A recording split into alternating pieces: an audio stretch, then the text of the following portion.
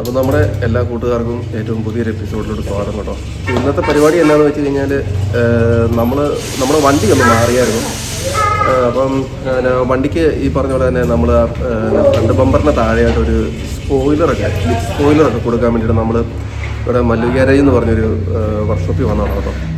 അപ്പോൾ നമ്മൾ വണ്ടി കൊടുത്ത് ഇപ്പം അവർ വർക്ക് ചെയ്തുകൊണ്ടിരിക്കുന്നു.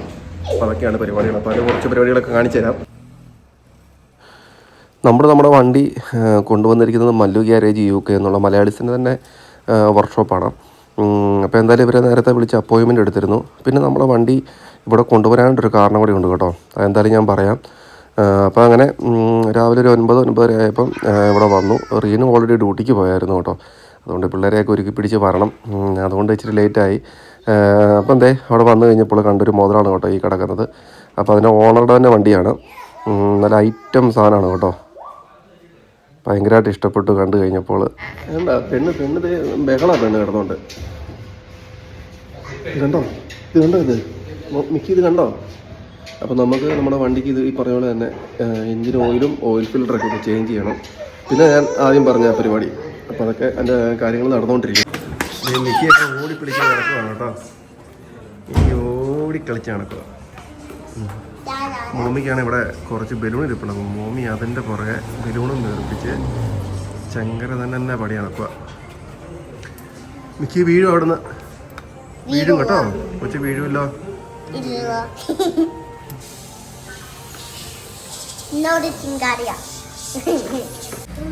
മോമി അവിടെ പോയിരുന്നേ. മോമി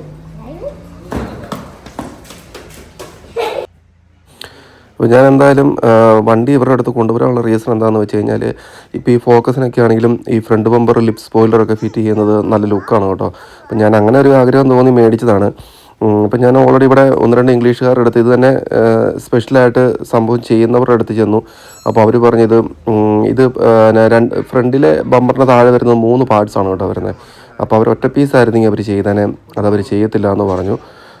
അപ്പോൾ ഇവിടെ എങ്ങനെയാണെന്ന് വെച്ച് കഴിഞ്ഞാൽ, ഇപ്പോൾ ഓരോ ഐറ്റത്തിനും ഓരോ വർക്ക്ഷോപ്പാണ് കേട്ടോ. ഇപ്പോൾ പെയിൻറ്റിങ്ങിന് തന്നെയായിട്ടുണ്ട്. ചിലർ പെയിൻറ്റിങ് ചെയ്യത്തില്ല. പിന്നെ ചിലർ ബോഡി വർക്കുകൾ അതെല്ലാവരും ചെയ്യത്തില്ല. അപ്പോൾ അതിനൊക്കെ സെപ്പറേറ്റ് സംഭവങ്ങളുണ്ട്. അപ്പോൾ എന്തായാലും ഞാൻ ഇവരെ ഇങ്ങനെ കോൺടാക്ട് ചെയ്തു. ഇവർ പറഞ്ഞു കുഴപ്പമില്ല, നിങ്ങൾ വണ്ടി കൊണ്ടുവരും, നമുക്കത് റെഡിയാക്കാമെന്ന് പറഞ്ഞു.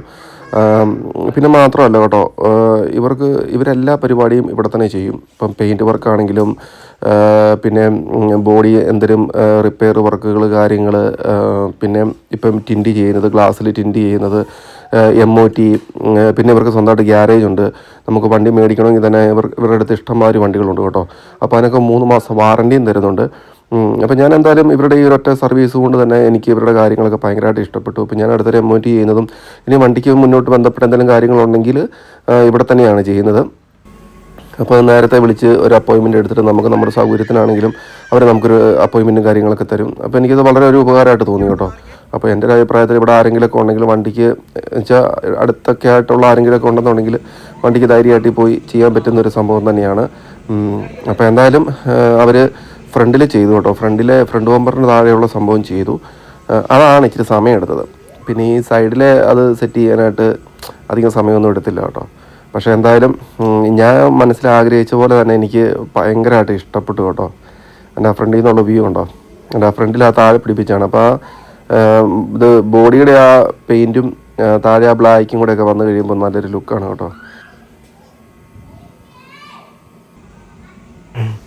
ഈ ഒരു വണ്ടി കണ്ടപ്പോൾ എനിക്ക് തോന്നിയത്, എൻ്റെ മനസ്സിൽ ഉറങ്ങി കിടക്കുമായിരുന്നു കേട്ടോ. ആഗ്രഹമൊക്കെ ഉണ്ടായിരുന്നു. പിന്നെ ഇവിടെ വന്നു കഴിഞ്ഞപ്പോൾ UK വന്നു കഴിഞ്ഞപ്പോൾ നമ്മുടെ ഇതൊക്കെ ഇവിടുത്തെ ഒരു സാഹചര്യങ്ങൾ, ജോലി, അങ്ങനെ നമുക്ക് നാട്ടിലെ പോലെ ആ ഒരു ഓഫ് റോഡ് പോകാനുള്ള സാഹചര്യങ്ങളൊന്നും ഇല്ല. പിന്നെ അതുപോലത്തെ ട്രാക്കുകളും കാണത്തില്ല കേട്ടോ. എനിക്ക് അറിയത്തില്ല, നമ്മളതിനെക്കുറിച്ച് തിരക്കിയിട്ടില്ല.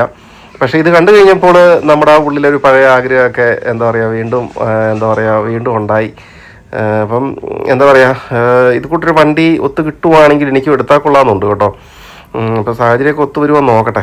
എന്നിട്ട് നമുക്ക് വണ്ടി, പക്ഷെ ഒരു കാര്യം എന്താണെന്ന് വെച്ചാൽ, നമ്മുടെ നാട്ടിൽ വണ്ടി എടുത്താൽ നമുക്ക് എന്തെങ്കിലുമൊക്കെ അപ്ഗ്രേഡ് ചെയ്യണമെങ്കിൽ നമുക്ക് പണിയാനൊക്കെ നമുക്ക് സ്ഥലമുണ്ട്, വർക്ക്ഷോപ്പുകളുണ്ട്. ഇപ്പോൾ സാലിയേഷൻ എടുത്താലും നമുക്ക് ചെന്ന് കഴിഞ്ഞിട്ട് നമുക്ക് വണ്ടിയൊക്കെ അടിപൊളിയായിട്ട് പണിയാം.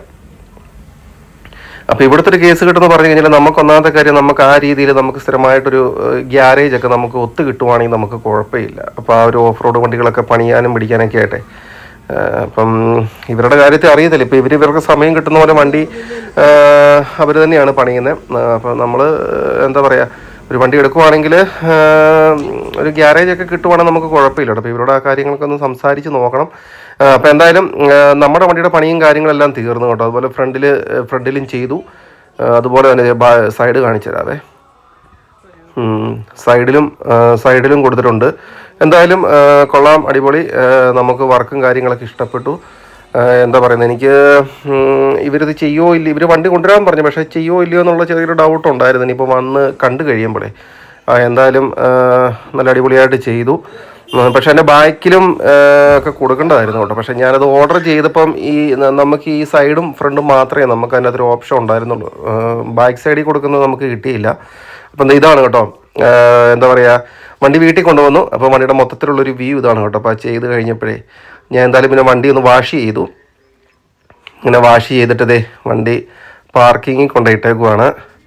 അപ്പോൾ എന്തായാലും നമ്മുടെ ഉള്ളിലൊരു വണ്ടിപ്രേമം, ഒരു വണ്ടിപ്രാന്തം ഉള്ളതുകൊണ്ടാണ് കേട്ടോ നമ്മളിങ്ങനെയുള്ള കാര്യങ്ങളൊക്കെ നമ്മൾ ചെയ്യുന്നത്.